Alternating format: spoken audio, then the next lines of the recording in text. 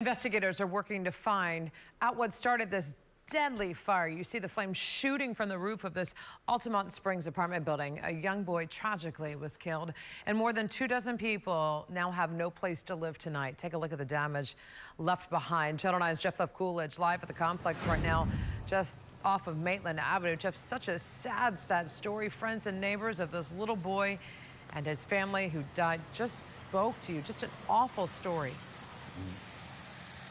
And Martha, they are the ones that were walking up during our 5 o'clock report. They placed balloons and flowers on the fence there. They are devastated by what happened here, and they say the boy's brother came banging on the door this morning asking for help because the little boy was trapped inside.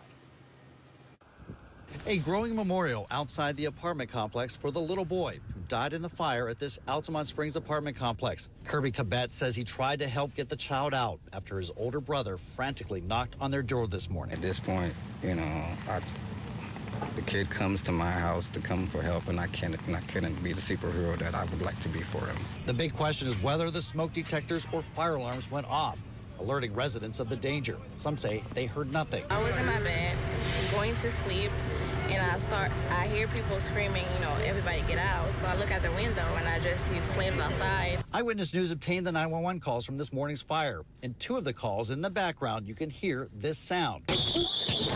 It sounds like it could be the fire alarm, but we're not able to determine if it is the fire alarm or a smoke detector going off in the background. Fire detection system could have been overwhelmed and actually burnt, but we don't know if there was any active smoke detectors here. The complex is equipped with a fire alarm as well as smoke detectors. Altamonte Springs city manager told me they're still investigating whether or not the fire alarm at the complex was pulled. In the last year, they've had 3 complaints regarding smoke detectors here at the complex, but the inspector was only able to identify an issue with 1 smoke detector. The last time the entire complex was inspected was 2019. The city manager told me they are not required to inspect every year by state law. Now, the city manager told me there were no fire inspection issues at the time of this fire.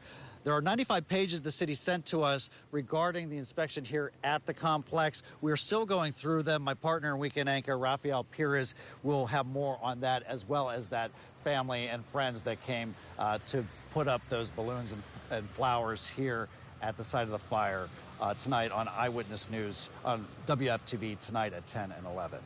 But for now, reporting live in Altamonte Springs, Jeff left Coolidge, Channel 9 Eyewitness News.